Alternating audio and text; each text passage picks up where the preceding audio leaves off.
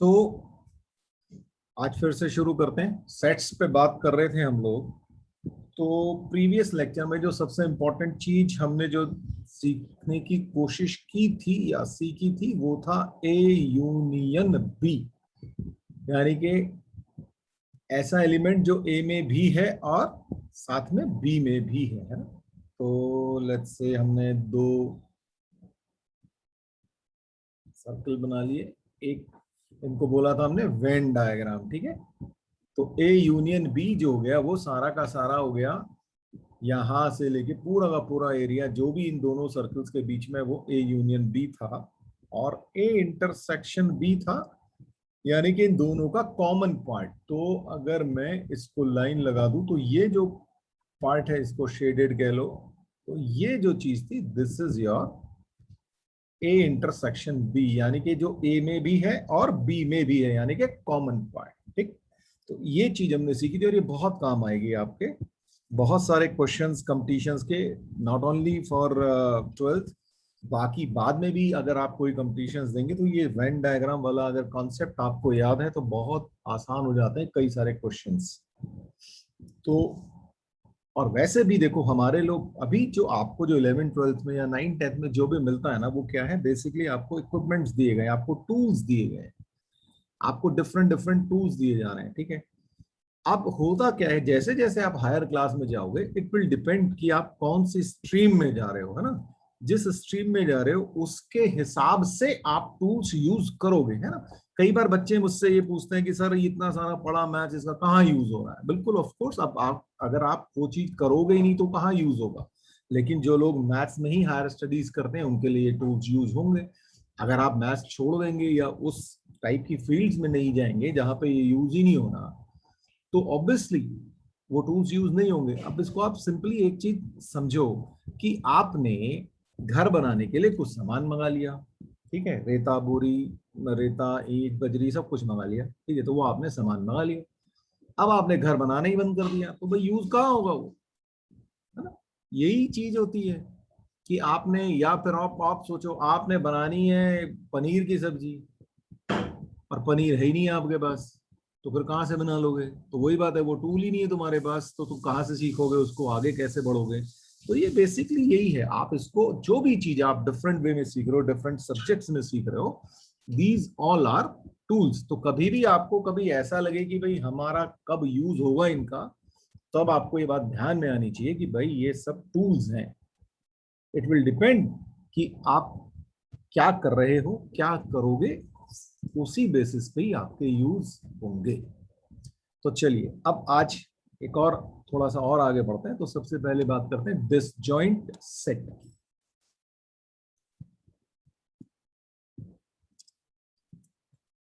ठीक है, disjoint set. अब दो सेट, डिसजॉइंट मतलब जो जुड़े हुए नहीं है आपस में, तो ऐसे सेट्स क्या क्या होंगे भाई। ऐसे sets, two sets A and B are said to be disjoint if A intersection B is equal to 5, यानी कि A और B का इंटरसेक्शन जो है वो कुछ भी ना हो, है ना। फॉर एग्जाम्पल अगर मैं एक सेट A ये है और एक सेट B ये है, तो अब इसका इंटरसेक्शन कुछ है नहीं है, आपस में जुड़े हुए ही नहीं है ये। तो इसका मतलब क्या हुआ, these two are disjoint sets. अब एक और बात करते हैं, वो है डिफरेंस।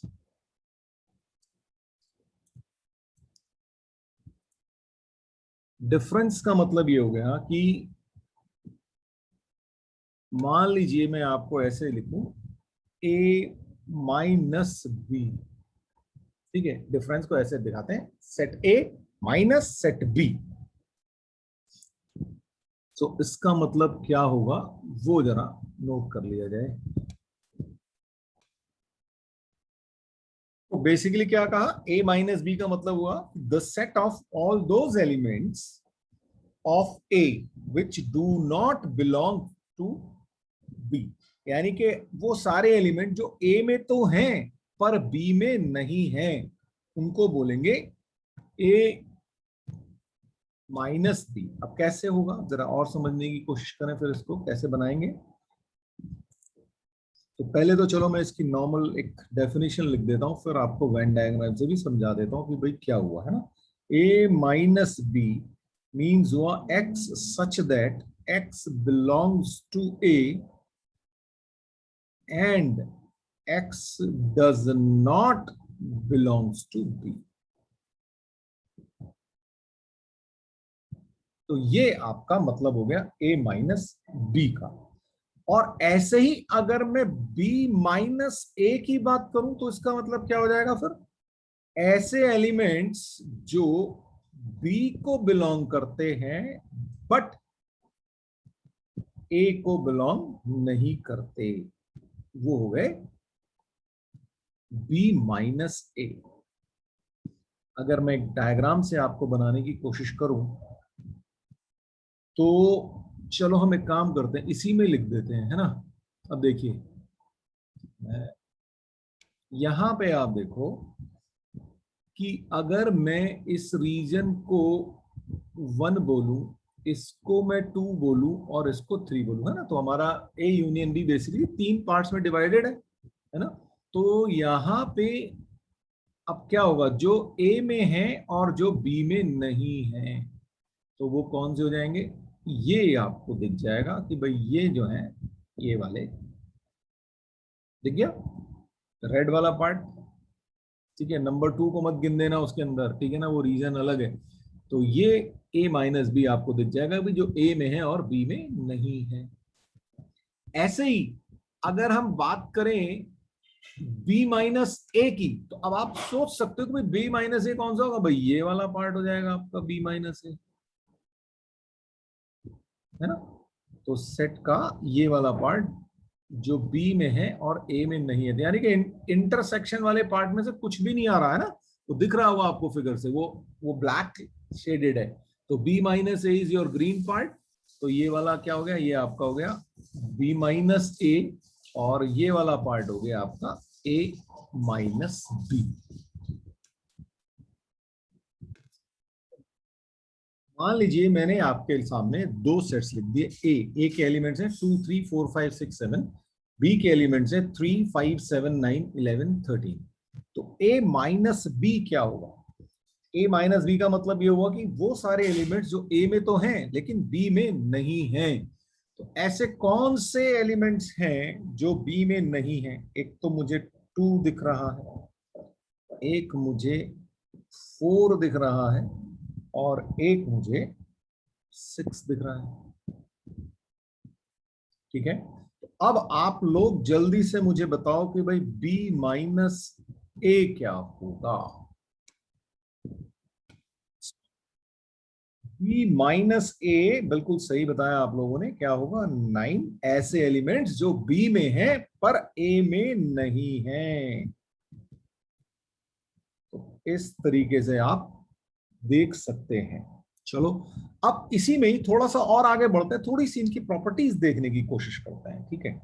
जैसे कि हमने पहले भी देखी थी, पिछली बार भी ए यूनियन की और इसकी, तो प्रॉपर्टीज देखते हैं क्या होगा। प्रॉपर्टीज ऑफ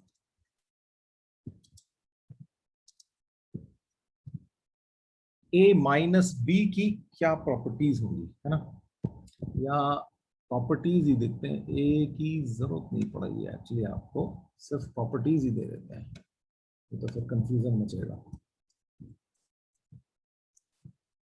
राइट, तो अच्छा आप लोग मुझे बताना क्या होगा, ए माइनस ए क्या होना चाहिए, ये होगा 5। भाई ए सेट में से ए को हटा दिया आपने उठा के, तो क्या बचा, 5 बचा। अच्छा ए माइनस 5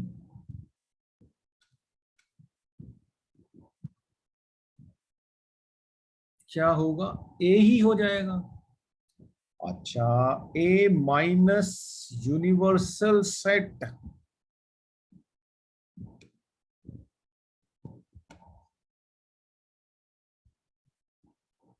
देखिए जी, अगर आप इसको सोचे, क्या पहले तो ये सोचो कि यूनिवर्सल सेट क्या होगा। पहले तो चलो ये है आपके पास एक सेट ए।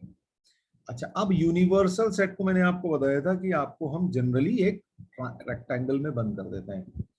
अच्छा, ये यूनिवर्सल सेट हो गया। अब यूनिवर्सल सेट का एक पार्ट है ए, तो जो यू में है, मतलब अब आपको ए माइनस यूनिवर्सल सेट करना है, तो ऐसे एलिमेंट्स जो ए में तो हैं लेकिन यूनिवर्सल सेट में नहीं है। लेकिन गड़बड़ क्या है भाई, अगर वो यूनिवर्सल सेट है ए के लिए, तो ए के सारे एलिमेंट्स तो यूनिवर्सल सेट में है ही, दिख रहा है आपको। इस रेक्टेंगल में जितने भी एलिमेंट्स होंगे वो सब एक, वो उसमें ए भी एक पार्ट होगा। तो होगा क्या, ऐसा कोई भी एलिमेंट नहीं मिलेगा आपको जो ए में तो हो पर यूनिवर्सल सेट में ना हो। तो इसका आंसर क्या आएगा, 5।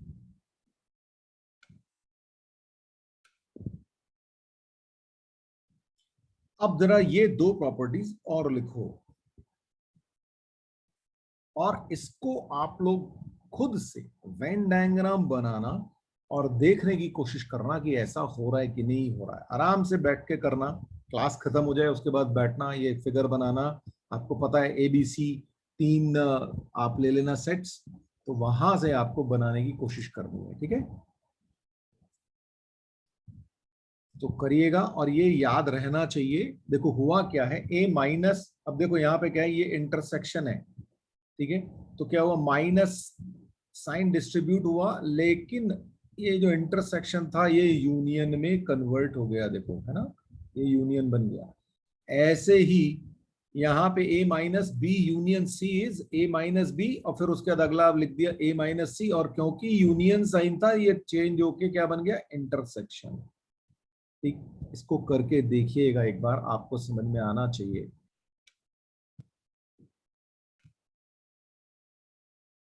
अब देखिए, symmetric difference of two sets, तो ए माइनस बी डिफरेंस आ गया, यूनियन बी माइनस ए, ठीक है।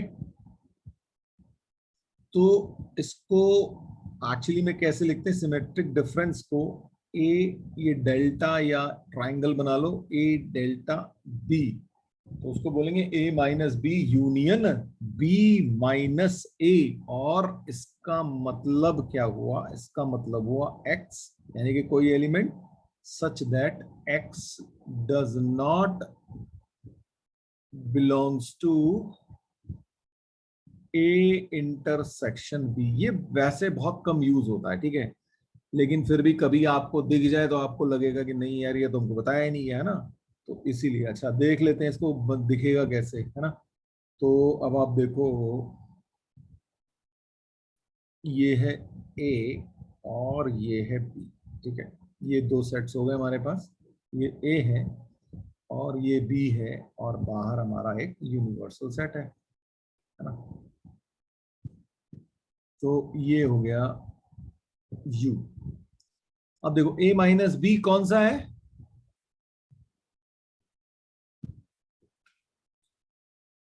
ये वाला पार्ट हमारा ए माइनस बी है ना, ये मैंने उस टाइम भी बताया था आपको बना के।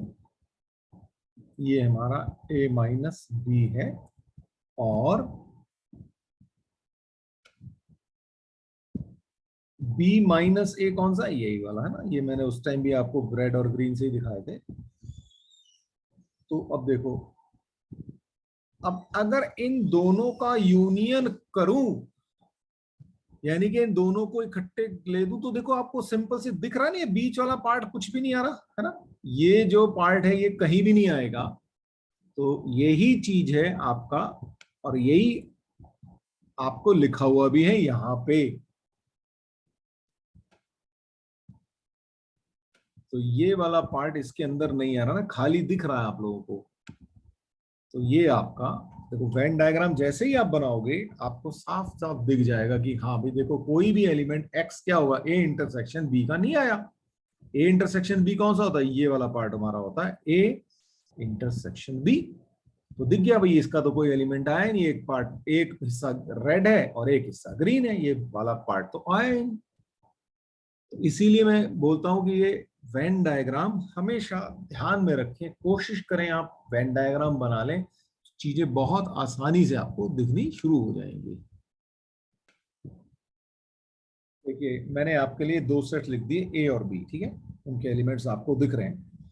तो आपको बताना है कि भाई सिमेट्रिक डिफरेंस क्या है, ए डेल्टा बी होगा क्या। तो अभी मैंने बताया क्या होगा, ये A minus B union B minus A. तो अब आप देखो कि ए माइनस बी क्या है और बी माइनस ए क्या है, और उन दोनों का यूनियन क्या बनेगा, चलिए करके बताइएगा मुझे।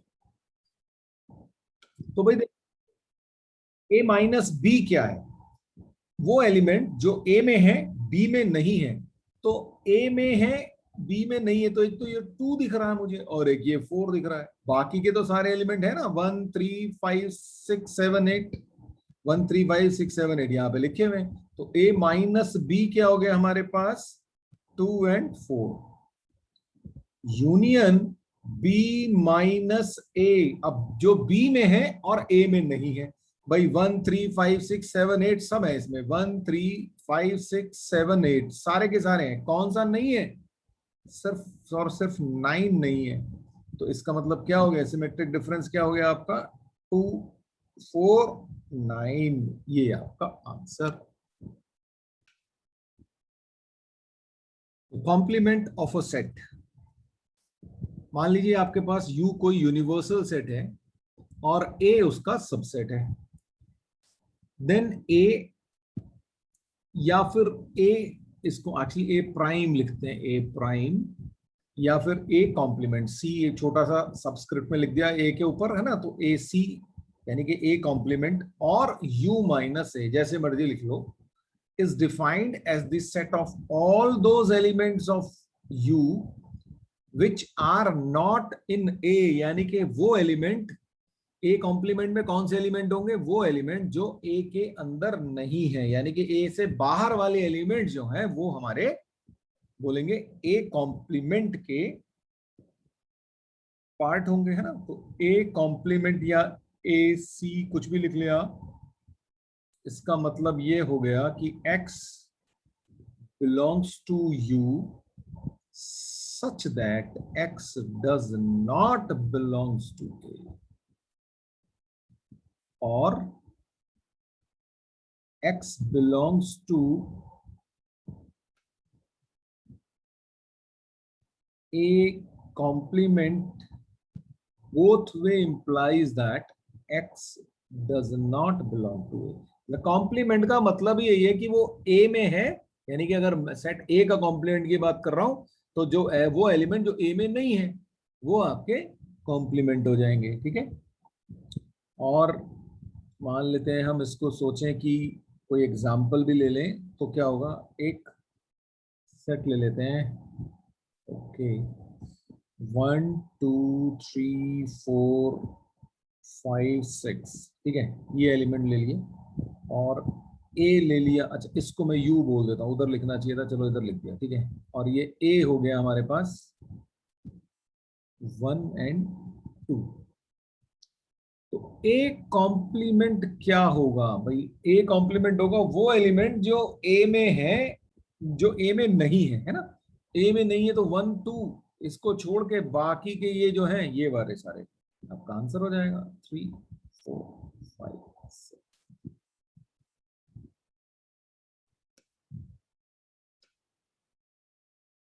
अगर मैं इस चीज को, अगर मैं वेन डायग्राम से दिखाने की कोशिश करूं तो क्या होगा, है ना। तो एक वेन डायग्राम के लिए चलो एक रेक्टेंगल बना दिया मैंने ऑलरेडी, और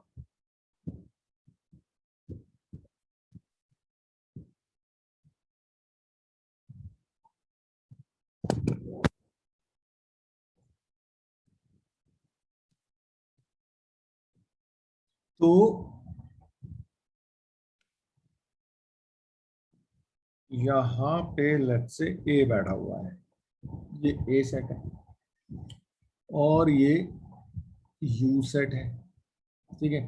तो बाहर, इसके बाहर जितने भी होंगे ना, ए के बाहर वाले, वो सारे के सारे आपके ए कॉम्प्लीमेंट हो गए, यानी कि ए के अलावा जो भी एलिमेंट्स होंगे वो आपका बन गया ए कॉम्प्लीमेंट। फिर प्रॉपर्टीज की बात करें तो देखो क्या होगा। अब ए यूनियन ए कॉम्प्लीमेंट की बात करूं तो क्या होगा। अब इस वेन डायग्राम देख के बताओ, ए यूनियन ए कॉम्प्लीमेंट, तो ये पूरा का पूरा आ गया ना रेक्टेंगल, तो क्या बन गया, यू यूनिवर्सल सेट। अच्छा, ए इंटरसेक्शन ए कॉम्प्लीमेंट क्या होगा भाई, ए के बाहर वाले और ए के अंदर वालों का अगर मैं कॉम्प्लीमेंट लूं तो कुछ भी कॉमन नहीं है, तो इसका मतलब क्या होगा, फाइव। अच्छा, यू कॉम्प्लीमेंट क्या होगा, फाइव ऐसे एलिमेंट। अब ये तो पूरा का पूरा यू है, यू कॉम्प्लीमेंट कौन सा, उसके बाहर, बाहर तो कुछ है ही नहीं, तो इसका मतलब ये फाइव हो गया। और अगर फाइव का कॉम्प्लीमेंट लूं तो क्या हो जाएगा फिर, यू। और ए माइनस ए कॉम्प्लीमेंट क्या होगा, ए माइनस ए कॉम्प्लीमेंट, बोलो भाई, ये सोचो कि क्या होगा। ऐसे एलिमेंट जो ए में हैं और इसमें नहीं है ना, तो इसका मतलब क्या है, तो सीधा दिख रहा है ए माइनस ए कॉम्प्लीमेंट क्या, ये बाहर वाला हिस्सा जो है, ये वाला, ये सब क्या है, बाहर वाला ये ए कॉम्प्लीमेंट है और ये ए है, तो क्या हो गया, जो ए में है तो भाई वो तो ए ही हो गया, बस सीधा सीधा। अब देखो डिस्ट्रीब्यूशन लॉ की बात करते हैं। देखो अब हमें, मुझे ये करना है कि मान लीजिए A union B intersection C, ठीक है, यानी कि बी इंटरसेक्शन सी जो हमारा एलिमेंट्स आएंगे और एक एलिमेंट जो होंगे उनका यूनियन लेना है। तो कैसे डिस्ट्रीब्यूट हो रहा है, अब ये ध्यान देना। देखो ये यूनियन है ना, ये कहाँ चला गया, एक बी के साथ चला गया, और एक बार हम यहां लिख लेते हैं ए यूनियन सी, ठीक है। और जैसे ही आपने डिस्ट्रीब्यूशन लगाया तो ये यूनियन वाला साइन, अभी हमने पहले भी देखा था, ये क्या होगा, इंटरसेक्शन में चेंज हो जाएगा। ऐसे ही अगर A intersection B union C हो तो क्या होगा, तो पहले तो ये इंटरसेक्शन इन दोनों में डिस्ट्रीब्यूट होगा, ए इंटरसेक्शन बी, और साथ में लिख लो ए इंटरसेक्शन सी। और ये जो यूनियन वाला साइन है, ये वाला हो गया आपका, ये बन गया यूनियन, ठीक है। तो ये आपका, तो इंटरसेक्शन अगर यूनियन है तो वो डिस्ट्रीब्यूट हो गया। देखो ये यूनियन जो है इंटरसेक्शन डिस्ट्रीब्यूट हो गया, और इंटरसेक्शन हो गया, ये इंटरसेक्शन है, ये डिस्ट्रीब्यूट हुआ तो ये यूनियन में बदल गया, इंटरचेंज हो गया, है ना। और ये साथ में इंटरसेक्शन चल ही रहा है, इसका पैटर्न समझने की कोशिश करो, ठीक है। अच्छा, मान लीजिए मैं आपको, अगर मुझे ये इसको प्रॉपर वे में समझना है, और तो ये जो चीजें आपको एक तो याद रखनी पड़ेंगी, ठीक है, फिर आप वेन डायग्राम से देख सकते हो। अच्छा, अब जरा सा इसको अगर मुझे प्रूव करना पड़े तो चलो मैं एक बता देता हूँ आपको, तो क्या होगा, x belongs to let's say a union b intersection c, ऐसा मान लीजिए मैं लिख दूं, ठीक है। तो बेसिकली मुझे क्या आना चाहिए, अगर मेरा x यहाँ पे भी है तो x यहाँ पे भी आ जाना चाहिए, है ना, ऐसा ही करना पड़ेगा मुझे।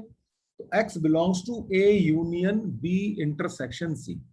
तो अच्छा, यूनियन का मतलब क्या होता है, इसका मतलब ये हो गया कि x बिलोंग्स टू a, और यूनियन का मतलब क्या होता था, अगर a यूनियन b होता था, x belongs to a union b होता है, इसका मतलब क्या था, x बिलोंग्स टू a और x बिलोंग्स टू b, ठीक है। तो जहां पे यूनियन है तो x बिलोंग्स टू a और x बिलोंग्स टू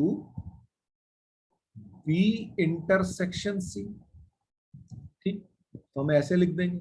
अच्छा, x बिलोंग्स टू a, और अच्छा जब x belongs to b intersection c होगा, तो अगर मुझे इसको ब्रेक करना हो तो मैं कैसे लिखूंगा, x belongs to b and क्योंकि इंटरसेक्शन में दोनों में होना चाहिए तो इसलिए वहां पे क्या आता है, एंड आता है। X belongs to B and x belongs to C. यहां तक सोचो कि आपको क्लियर हुआ कि नहीं हुआ। तो आप इसमें सिंपली इसमें में समझो, देखो x belongs to A union B, ऐसा अगर होता था तो उसका हमने जब फर्स्ट डे आपको डेफिनेशन दी थी तो इसका मतलब ये होता था कि एक्स बिलोंग्स टू ए और एक्स बिलोंग्स टू बी। ठीक है, तो अब देखो यहां पे यूनियन था तो हमने ये कहा कि भाई इसका मतलब एक्स को इस वाले पार्ट को बिलोंग करना चाहिए या और इस वाले पार्ट को बिलोंग करना चाहिए। ठीक है, दोनों को एक एक कोई मान लो ना, ऐसा मान लो ये कोई डी है तो इसका मतलब क्या होगा, एक्स बिलोंग्स टू ए और एक्स बिलोंग्स टू डी, यही लिखा हुआ है। ठीक, अच्छा उसके बाद जब ये इंटरसेक्शन वाला बात होता था तो x belongs to A intersection B की जो डेफिनेशन दी थी वो क्या दी थी, x belongs to A and x belongs to B, ये दोनों में होना चाहिए था, यही था। तो वही चीज लिख दी। अब इस चीज में यहां पे मैंने वही चीज लिख दी। अभी बताओ, अभी क्लियर होगी। अच्छा, पता है और जो है ना एंड के फॉर्म में डिस्ट्रीब्यूट हो जाता है, तो अभी क्या होगा कि x बिलोंग्स टू ए और यहां से इसको लिया x belongs to B and x belongs to A और यहां से इसको लिया और x बिलोंग्स टू सी, ये बन गया। अच्छा जैसे ही ये मिला x बिलोंग्स टू ए और x बिलोंग्स टू बी, इसका मतलब ये हो गया कि x बिलोंग्स टू, उल्टा चलो अब देखो यहां से उल्टा चलोगे तो क्या दिखेगा, ये बनना चाहिए x belongs to A union B and यहां पे भी उल्टा चलोगे तो क्या मिलेगा, x belongs to A union C. और जैसे ये बीच में एंड है, अगर इससे उल्टा चलोगे तो क्या बनेगा, ए इंटरसेक्शन बी, यानी कि x belongs to A union B intersection A union C. ये देखो ये आ गया आपका आर एच एस। आप समझो और बताओ कहीं कोई दिक्कत है तो। अब आया डी मॉर्गन्स लॉ।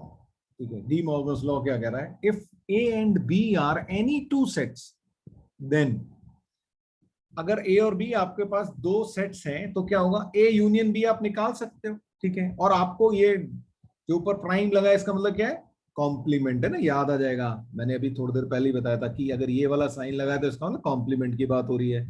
तो ए यूनियन बी का जो कॉम्प्लीमेंट होगा that will be equal to A complement intersection B complement. देखो क्या हुआ, ये यूनियन जो है कॉम्प्लीमेंट के केस में डिस्ट्रीब्यूट हो गए, क्या आ गया, इंटरसेक्शन चेंज बदल गया। ठीक है, ऐसे ही ए इंटरसेक्शन बी का जो कॉम्प्लीमेंट होगा वो क्या होगा, A complement union B complement. इसको आप अगर देखना चाहो तो आप वेन डायग्राम बनाओ तो आपको दिखेगा। एक बार आप लोग कोशिश करो, नहीं तो मैं दिखाता हूं अभी आपको। ठीक है, एक बार बनाओ, वेन डायग्राम बनाओ, ए और बी दो सेट्स लो। ठीक है, उनका ए यूनियन बी आपको पता है क्या होता है, उसका कॉम्प्लीमेंट देखने की कोशिश करो। भाई ए यूनियन बी का कॉम्प्लीमेंट क्या हो रहा होगा, वो जो बाहर वाला एरिया है, मतलब रेक्टेंगल के अंदर वो वाला एरिया आपको दिख जाएगा। फिर सोचो ए डैश क्या होता, यानी कि ए कॉम्प्लीमेंट क्या था और बी कॉम्प्लीमेंट क्या था। ठीक है, तो उस, और देखो कि आपको दिख रहा है कि नहीं दिख रहा है, नहीं तो मैं अभी दिखाता हूं आपको, लेकिन पहली कोशिश आपसे होनी चाहिए।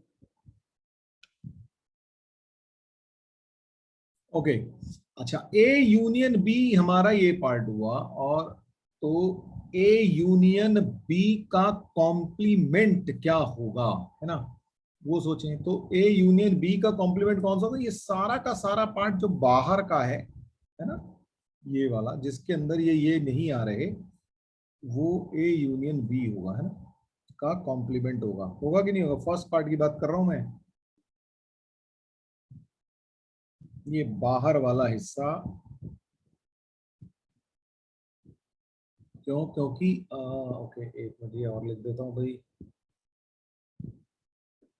ये है हमारा सेट ए और लेट्स से ये है बी, ठीक है, और ये है ए और ये बी है, सेम ही है वो आपके मतलब सर्किल्स अलग अलग बने हुए, पर ये क्लियर है कि ये दोनों एक ही चीज है ना, ए और बी। ये मत सोचना ये छोटा था इधर उधर बड़ा हो गया, ऐसे कोई मतलब नहीं है। फिलहाल हम ये मान के चले ए और बी दोनों एक सेट से सेट है, ठीक। अब सोचो ए कॉम्प्लीमेंट क्या होगा, ए कॉम्प्लीमेंट बनाने की कोशिश करते हैं इधर वाले में, ठीक है, क्योंकि हमें ये देखना है कि भाई ये दोनों एक जैसा एरिया है कि नहीं। ए कॉम्प्लीमेंट क्या होगा, ए कॉम्प्लीमेंट होगा जो ये बाहर वाला है ए के अलावा जो भी सारा है वो होगा ए कॉम्प्लीमेंट। इवन उसके अंदर ये भी होगा बी भी होगा, है ना, ये वाला पार्ट भी तो होगा उसके अंदर, ये हमारा ए कॉम्प्लीमेंट होगा। बस जो ए में नहीं है बाकी सारा का सारा इसका पार्ट होगा। बी वाला भी इसमें कवर हो गया। ऐसे ही हमारा जो बी कॉम्प्लीमेंट होगा वो कौन सा होगा। अब बी कॉम्प्लीमेंट हमारा होगा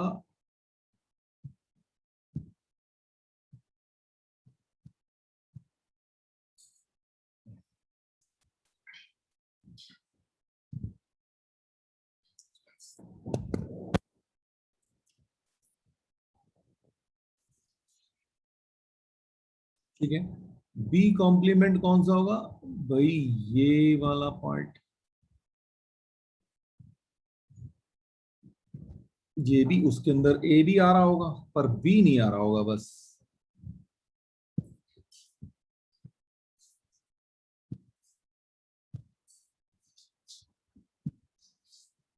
है ना। तो ये आ गया। अब आप देख लो कॉमन दिख रहा है, जहां पे दोनों लाइंस हैं ग्रीन और ये ब्राउन, वो वाला एरिया हो गया आपका A inter A complement intersection B complement, ठीक है, और वही ये रेड वाला एरिया भी है। दिखा कि नहीं दिखा बोलो। तो बिल्कुल ऐसे ही आप ये सेकंड वाले का भी ग्राफ बना मतलब वेन डायग्राम बना सकते हो और आपको दिख जाएगा कि भाई कैसे होगा। इसीलिए मैंने बोला था कि भाई Venn diagram is a wonderful thing, अगर आप उसको बनाना सीख रहे हो, यूज करना सीखो उसको, तो आपको बहुत बहुत सारी चीजें जो है बड़े आराम से क्लियर हो जाएंगी।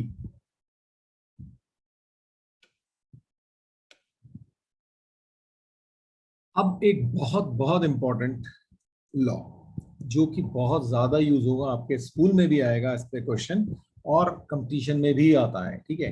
तो वो क्या कह रहा है, number of elements in A union B is equal to number of elements in A plus number of elements in B minus number of elements in A intersection B।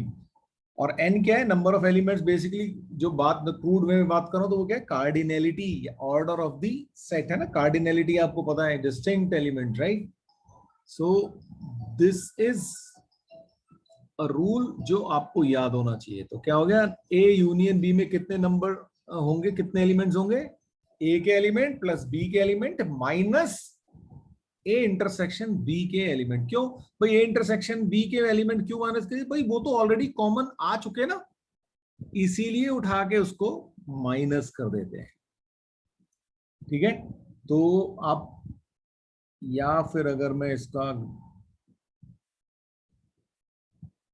Diagram बना लूं तो ये क्या हो गया, ये एरिया 1 इसको बोल दिया एरिया 2 और इसको बोल दिया एरिया 3, ठीक है ना। तो अब आपको दिख जाएगा कि क्या होगा भाई, ये इसमें एलिमेंट आप देख सकते हो, इसमें देख सकते हो और इसके अंदर देख सकते हो।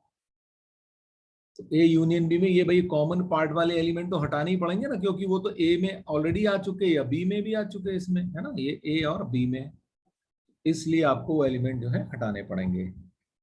और एक और बहुत इंपॉर्टेंट, जहां पे कि तीनों ही यूज हो जाते हैं, तो A union B union C, ठीक है। अब अगर तीन है तब आपका रूल क्या बनेगा, वो बनेगा number of elements in A plus in B plus number of element in C minus number of element in A intersection B minus number of element in A B intersection C minus number of element in A intersection C plus number of elements in A intersection B intersection C, ऐसा आपको मिलेगा। तो अगर मैं इसके लिए Venn diagram बनाने की कोशिश करूं तो देखो क्या होगा,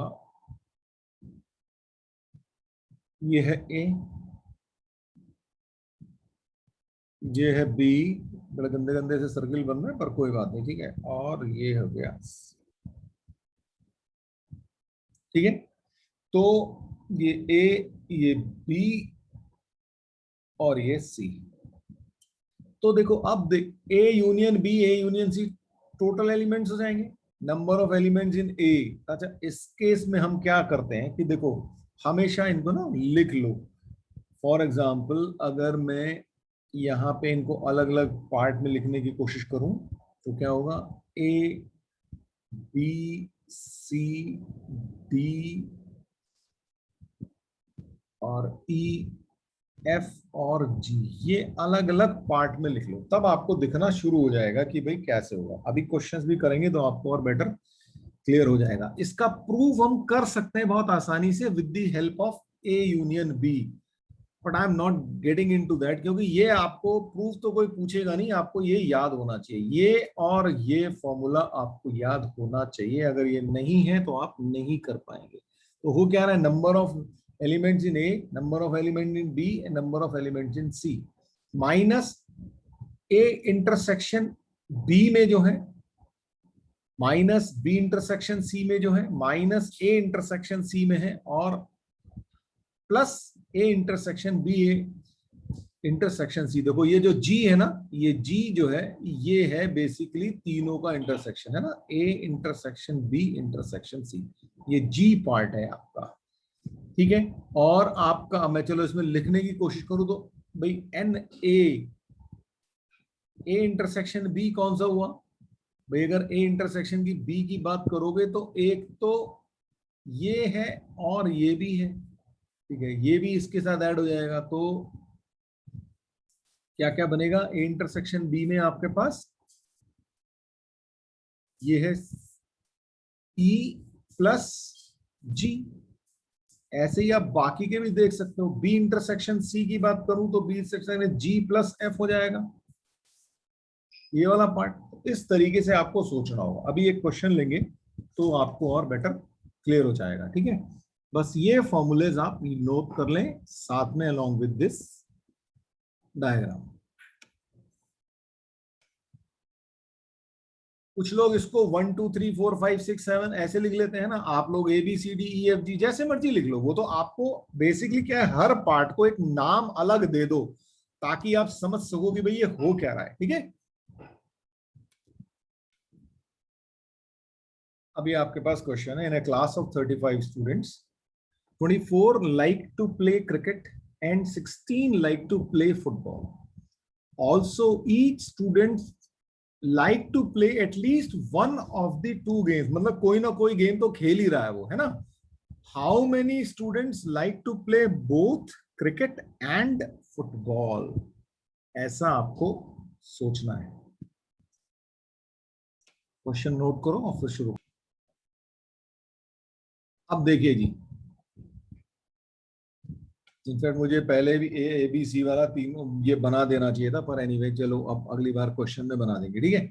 तो ये है मान लीजिए क्रिकेट, ठीक है, और दूसरा क्या है, फुटबॉल, ठीक। टोटल नंबर ऑफ स्टूडेंट है 35, 24 लाइक। अब इसको मैं लिख देता हूं तीन पार्ट में, ए, ये बी और ये सी। बी का मतलब हो गया वो स्टूडेंट जो क्रिकेट भी खेलते हैं और फुटबॉल भी खेलते हैं, ठीक है ना। ये इंटरसेक्शन वाला पार्ट है ना, तो इंटरसेक्ट का मतलब ये भी और वो भी, है ना। तो ये चीज हो गई। तो 24 लाइक टू प्ले क्रिकेट, तो 24 लाइक टू प्ले क्रिकेट का मतलब क्या हुआ भाई, क्रिकेट कौन कौन खेल रहा है, एक तो ये खेल रहा है और एक ये खेल रहा है, तो इसका मतलब क्या हुआ, A plus B is equal to कितना हो गया 24। ये बात क्लियर हो गई? क्या कह रहा है 24 students like to play cricket. अच्छा, क्रिकेट खेलने वाले कौन कौन से, देखो क्रिकेट का ये है हमारा, है ना। तो इस सर्किल में कौन कौन इंक्लूडेड है, ए और बी। तो ए और बी का सम कितना होना चाहिए 24 होना चाहिए। अभी क्लियर हुई बात? और आगे सोचिए 16 लाइक टू प्ले फुटबॉल। अच्छा, फुटबॉल वाला एरिया कौन सा है भाई, ये भी फुटबॉल है और ये भी फुटबॉल है। तो कितना हो गया B plus C is equal to कितना है 16। ठीक है। और क्या कह रहे हैं, टोटल नंबर ऑफ स्टूडेंट कितने 35, यानी कि ए प्लस बी प्लस सी है कितना 35। तो इसको मुझे सॉल्व करना है, क्योंकि ये क्या पूछ क्या रहा है, how many students like to play both cricket and football. Both cricket and football कौन है, ये इंटरसेक्शन वाला पार्ट, और वो उसको नाम क्या दिया हमने, हमने बोला बी है वो। तो 3 इक्वेशंस हैं आपके पास और उससे आपको बी की वैल्यू निकालनी है। तो क्या करूं भाई,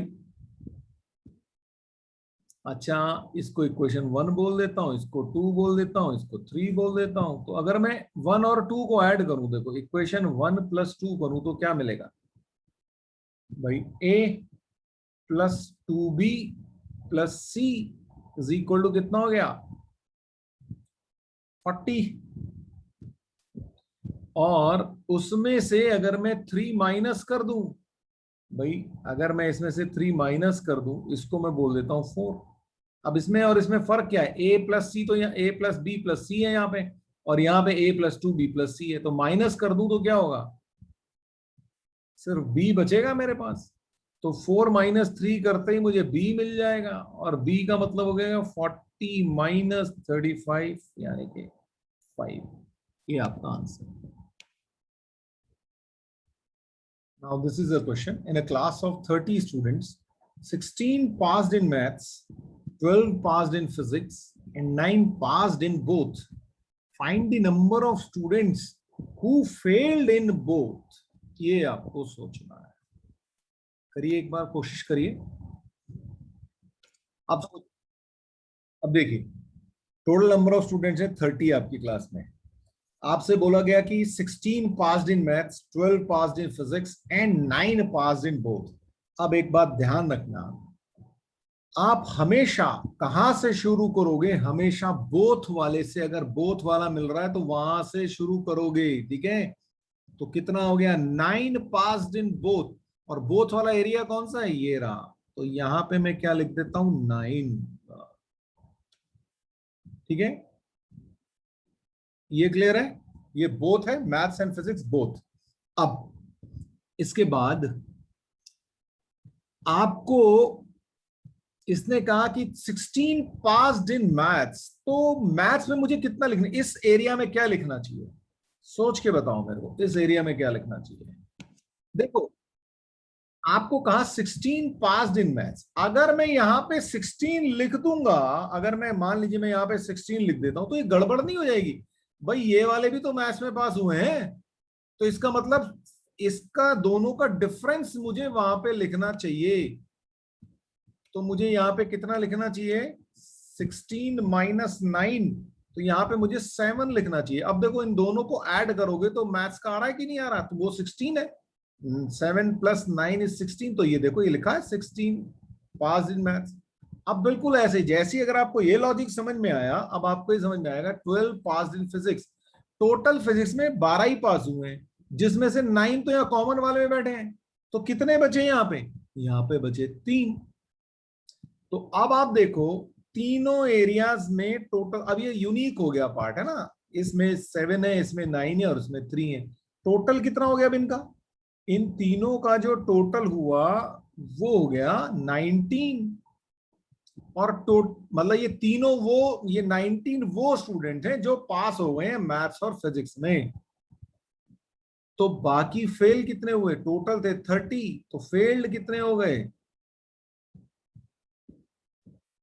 30 माइनस 19, यानी कि 11 स्टूडेंट फेल्ड।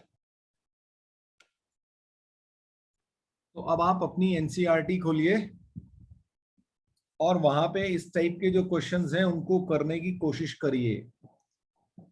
कोई दिक्कत होगी तो हम नेक्स्ट टाइम पे लेंगे, क्योंकि नेक्स्ट टाइम पे अब हम ए बी सी 3 जो है उनको ले लेंगे, 3 सेट्स के केसेस में हम काम करेंगे। अगर आपने ये कर लिए तो आराम से, और देखो मैं आपको बता रहा हूँ वेन डायग्राम में ये कुछ भी लिखने की जरूरत ही नहीं थी आपको, बस ऐसे ऐसे आप करते चलेंगे, चुटकियों में आंसर आएगा आपका। नहीं तो मैं अगर आपको ये लिखने की तरीका सिखाऊं तो आपको बहुत देर लग जाएगी ये सब करने में, पर हम इतना टाइम क्यों खोटी करेंगे, हम तो समझदार लोग हैं, है ना, हम ऐसा काम नहीं करेंगे बिल्कुल भी। तो चलिए फिर आज के लिए बाय बाय, सी यू।